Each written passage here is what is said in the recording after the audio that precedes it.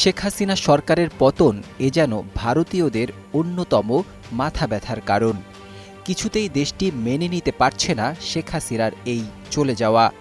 ইতোমধ্যে কলকাতায় প্রধান উপদেষ্টা ডক্টর মোহাম্মদ ইউনূসের পুষ্পোত্তালিকা পুড়িয়েছে মোদী সরকারের নেতাকর্মীরা। তবে এবার ঘটেছে ভিন্ন এক ঘটনা।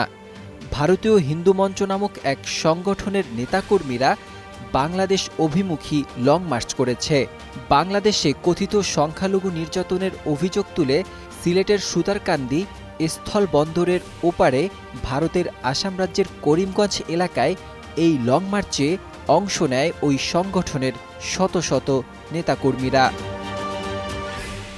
রোববার সন্ধ্যায় ভারতীয় নাগরিকদের বাংলাদেশ অভিমুখী এই লং মার্চের একাধিক ভিডিও সামাজিক যোগাযোগ মাধ্যমে ছড়িয়ে পড়ে। এ সময় করিমগঞ্জের একটি রাস্তায় কাঁটাতারের ব্যারিকেড দিয়ে বিক্ষোভকারীদের রুখে দেয় বিএসএফ। সে সময় ওই সংগঠনের নেতাকর্মীরা কাঁটাতার ভেদ করে বাংলাদেশে প্রবেশের চেষ্টা করে। এক পর্যায়ে পুলিশ ও বিএসএফের সাথে তাদের ধস্তাধস্তি বাধে। বর্ডার গার্ড বাংলাদেশ 52 ব্যাটালিয়নের অধিনায়ক লেফটেন্যান্ট কর্নেল মেহেদী হাসান বলেন, এ ঘটনায় সিলেটের বিয়ানীবাজার ও জাকিগঞ্জ সীমান্তে নিরাপত্তা জোরদার করা হয়েছে। এছাড়া বিভিন্ন স্থানে যানবাহনে তল্লাশি ছাড়াও নাশকতাকারীদের ধরতে অভিযান চালানো হচ্ছে।